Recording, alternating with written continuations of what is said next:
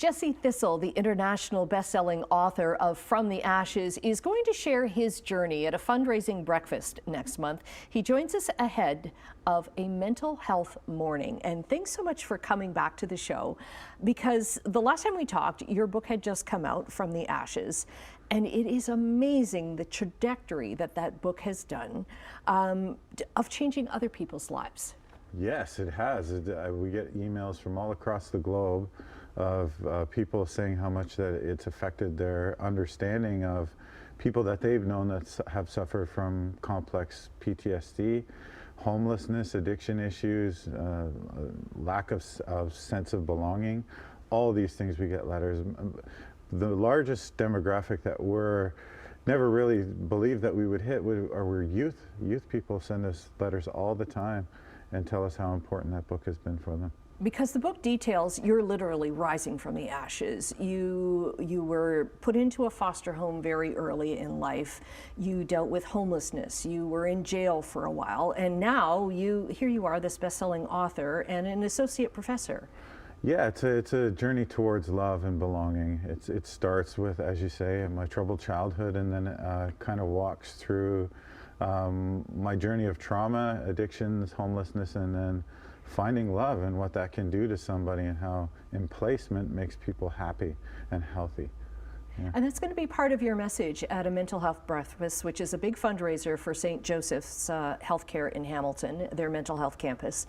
It's all about the little acts of kindness. Yes, exactly. So my journey to wellness and back to myself and connecting with my mom and her people was through small acts of kindness all through my life, and how those were almost like signposts or stars that guided me to the safe harbor of what my life is now as a professor, a father, a husband, all those good things that you know, us men are supposed to be.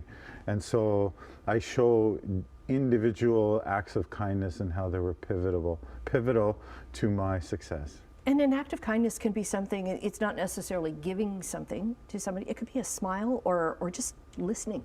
Yeah, or remembering someone's name, or treating them with dignity, you know, and just taking that moment to really be self-reflexive and empathetic, and just sit there and recognize somebody else's experience and try to help them for helping them for that sake alone, you know. Do you remember your first the first act of kindness that somebody kind of helped to turn you around a little bit? One of them was when I was on the streets and I was stealing to feed myself, and the shop owner, instead of charging me, gave me the materials that I was trying to steal. It was ground pork, and that changed my heart more than the justice system ever did, more than any of the court hearings that I went through. And so I thank that woman, because she changed me from seeing that I wasn't stealing from faceless people. There were good people out there, and that they were kind if you would just be upfront and talk to them instead of taking. And so she changed me from being, I guess, a petty thief into someone that was starting to respect other people. And that was just one act of kindness, you know, that revolutionized my life and set me on the trajectory I'm on now. Also, my wife Lucy reaching out to me when I was in rehab and just wanting to do the best for us, and how when someone believes in you, how that can really fire you up to do good and to help others and to help yourself. So.